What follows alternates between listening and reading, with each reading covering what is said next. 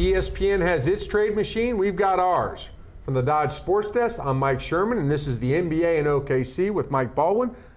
Mike, as we get ready to head to the All-Star break, trade talk dominates the conversation in the NBA.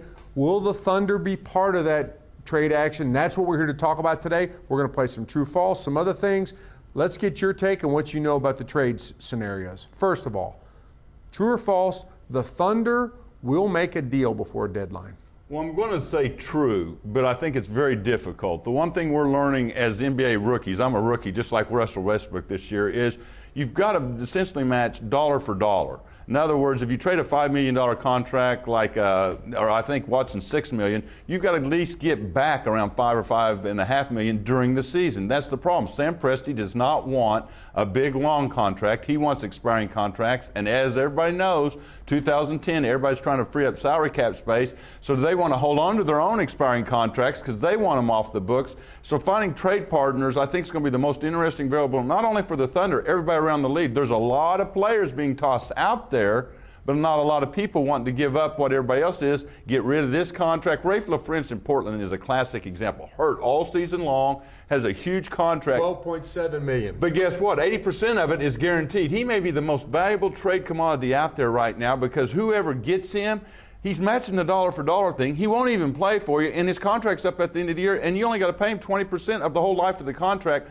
Portland's got one of the best trading commodities out there in Rafe LaFrentz, even though he's probably not even going to play for the team he goes to. So that's the kind of situation trade market we're in right now, because there's some good names on the market, but who is going to be able? I think it's the big teams, the Clevelands and the Bostons and the Lakers and the Heat, a little bit because they think they can make a run. Orlando, some of these teams, I think they're the ones, they're going to have to decide, do I want to take a risk of a huge contract to try to win a championship this year, even though it's going to hamstring me in the next year or two? I think those are the ones that are end up being the most interesting trades, even though there are the Warriors, Bulls, other teams talking right now. It's going to be a fun week just to see if all this is smoke and there's only one or two trades, Stoudemire, a few others, or whether 5 or 6 deals get done, because there's a lot of talk going on without question. Okay, true or false, the Thunder's greatest asset is not a player. Yeah, it's those 5 draft picks, and that's why everybody's getting close to the deadline. We're seeing February 19th.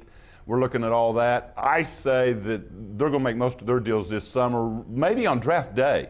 We're going to ride and talk about it a lot between now and the draft in late June. I think a lot of it may be draft day. Like we wrote about Portland last week and what Kevin Pritchard did. He made 6 draft day trades a couple years ago, him and the Trailblazers did. I think Presti may have a lot of cards on draft day. I think that could be one of the most exciting days for Thunder fans, just to see what Presti does, because he has 3 first-round picks this year. For people that don't know, he has his own, which could be 1 through 7, depending on how they finish.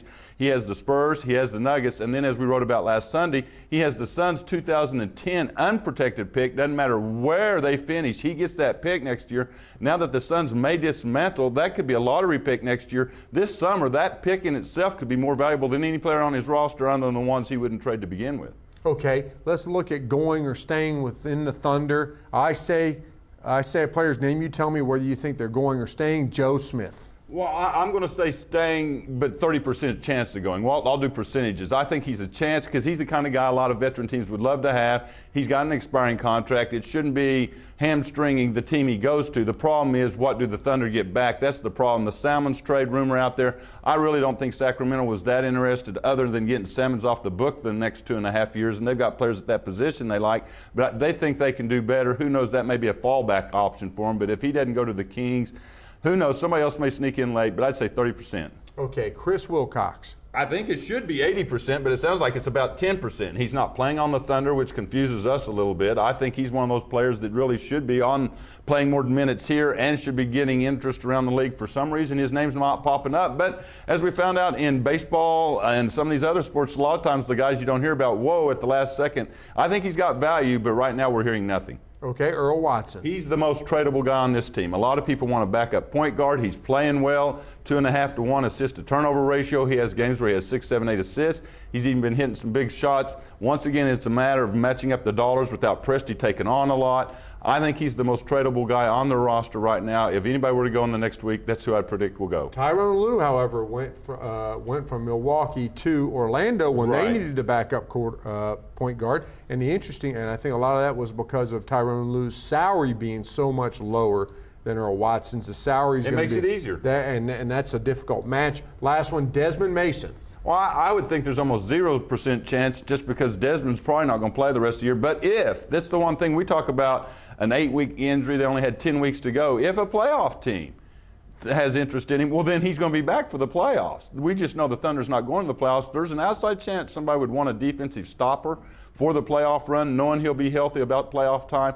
I'd say only 10 or 20% chance, but that's the variable we don't talk about around here just because Thunder's not going to the playoffs. Plus, his biggest value is an expiring contract. Right. In this economic world where 90% of NBA trades, by some estimate, are made for financial reasons, the trade, it doesn't matter whether Desmond Mason can play. He's Rafe LaFrance, just not 12, instead of 12.7 million, he's what, 3.5, 4 million. And I don't know what you get back for that because of that. The trading partner would be, well, his contract's expiring. Why should we even give you much at all, whether it's a second-round pick or whatever, or a young player? I don't think you could get a lot for Desmond Mason, but somebody might be interested. Okay, let's talk around the league and some of the big names. I'll say the player, you tell me the most likely destination for them, including their current team, if you think that's the case. Amari Stoudemire.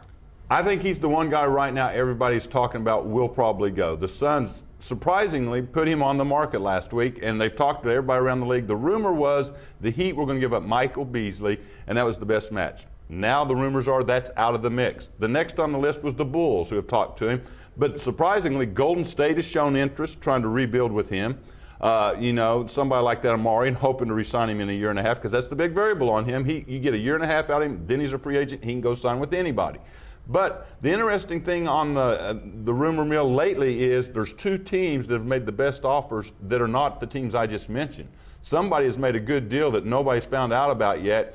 We heard last week, and would they consider Jeff Green and all that? That's ESPN just throwing spaghetti on the wall. You know what I mean? I don't think Oklahoma City is one of those two, but evidently two teams have made the Suns what they want. Draft picks, which Oklahoma City has, a young player. I wouldn't trade Jeff Green personally for Amari Stoudemire for a year and a half because I think you got 6-7 years of Green. You may not re-sign Amari Stoudemire, but evidently somebody out there like an Oklahoma City, I don't think it's Oklahoma City, has a similar thing to offer, a young player and draft picks, and I think the Suns are interested. Amari Stoudemire is a dominant player who has a great first step, but I've heard it said that once that first step goes, so goes Amari's dominance as a player. Let's just play pretend here. What if he went to a team like the Cavs? You think that'd get them over the hump? I don't know what exactly they would have to offer back to interest the Suns.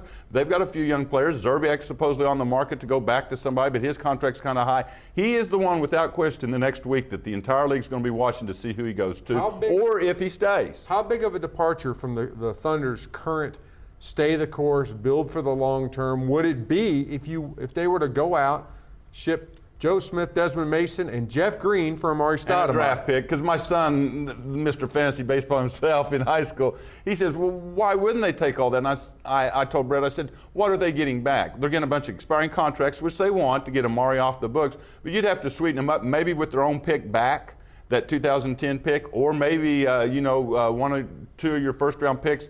I don't think it's worth the risk. I don't think Sam Presti would do it. But I would not give up Jeff Green. If you don't throw Jeff Green in the mix, I would definitely consider it. Yeah, well, that's a huge departure from their, we're going to build this team for the long run. That's more of a, hey, we're going to go to the playoffs next year. Interesting. Next guy, most likely destination for Chris Bosh. I don't think he's going to be traded. And the one thing we got to remind fans after doing a little more research on this is a lot of times teams are famous for throwing out these big-name guys at the trading deadline with the intention of trading them in June. That they want to see what is out there for their guys unless they're just knocked off their feet with an offer. Surprising, though, last year we had a lot of movement. Remember, Shaquille went, Sean Marion went. You had a bunch of guys that went on the trading deadline last year, so everybody thinks it's going to happen again. It might, but that was unusual. Usually it's a bunch of names out there, only one or two guys, big-name guys go. But that's what's going to make for an interest. I don't think they can get his value for him now. I think they can get more value from him this summer because he still has a year left on his contract before he's a free agent. I think Toronto will be more likely to trade injured Jermaine O'Neal than Chris Bosh, but maybe somebody wows them and they see him as the big piece to get them to the NBA Finals. Okay, thanks, Mike. That's all for the NBA and OKC, but stay with the best coverage team anywhere every day at newsok.com and every morning in the Oklahoman.